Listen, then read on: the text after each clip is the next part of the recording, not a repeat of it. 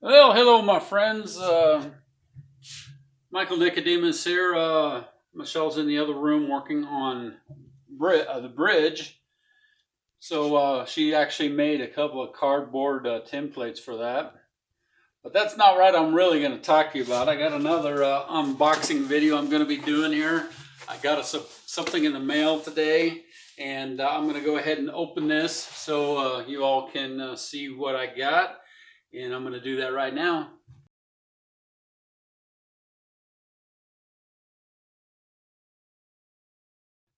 Okay, well, I'm kind of anxious to see kind of what I got here.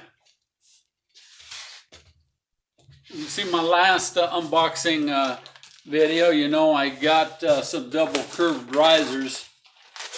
So I'm gonna unbox this, and then I'll show you what I'm gonna do with these. I think these are my scenic risers. So, of those of you that don't know what scenic risers are, I've got two packages of them. Let me show you what's going on here. And I got two of them because I've got two sides that have to rise up. So we'll put that down there. So this, my friends, is scenic risers. So you can tell the purpose of it, and it kind of looks like this, and it kind of goes up around. So this is a 4% grade, so it starts out at 0, goes to 1 inch, 2 inches, 3 inches, 4 inches. So risers decrease in incline, and you can also do profile boards with this, and you can also get foam sheets as it shows right there. So I'm going to go ahead and open this box. So it says open here. So 4% grade. I think what I'll do is I'll move the camera down a little bit so you can see the top of the table. Hold on a minute.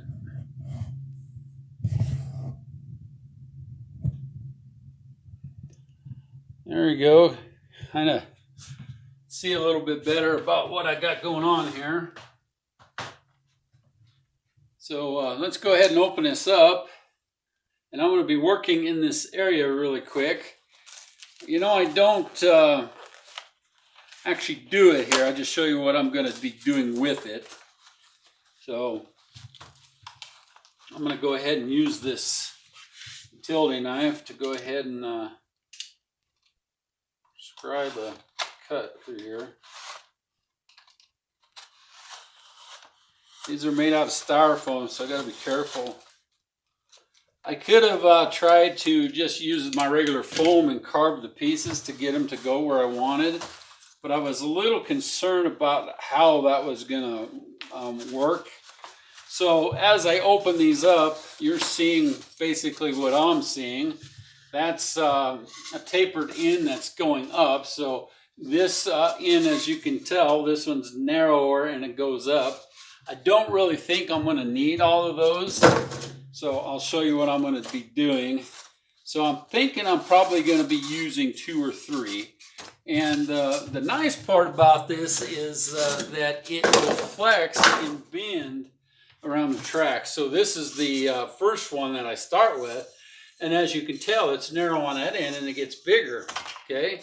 So this is the second one, and I just took off the third and the fourth one. So let me show you basically how this is going to work. And I basically drew out my lines already on here on how this is going to work. So I'm going to go ahead and grab another marker here and draw another line because I made some changes on here. So basically, I'm gonna come around here like this, and that's how it's gonna lay. And so we're gonna climb up. We're gonna start a riser about right here, so you can tell where I'm making that mark.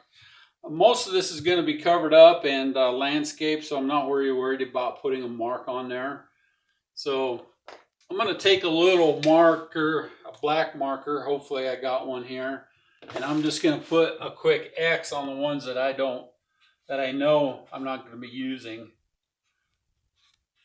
So I put a couple of double lines on here, and I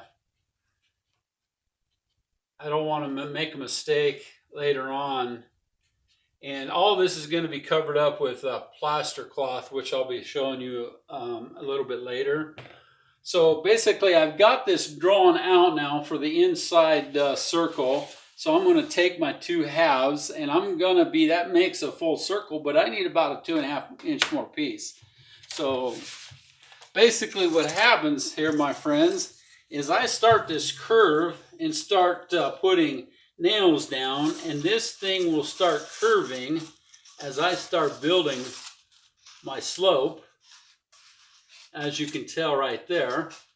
So now I basically got my slope basically where I want it, but this track is going to be coming up. So I'm going to be cutting this probably about right here, and then but I'm going to go ahead and kind of nail it in place, because that's where it's going to set. So basically let me get a couple of hooks here, a couple of pins. So that one's going to be pinned right there, and you got to be really, really careful with it, because it has some flexibility to it. But basically you just keep pinning until you get it where you want it to go. And I'm going to use a nail and push it down in here and push it into my foam. So you get the idea of how this is going to work. So I will be doing this in another video, so everybody can see how the risers will work.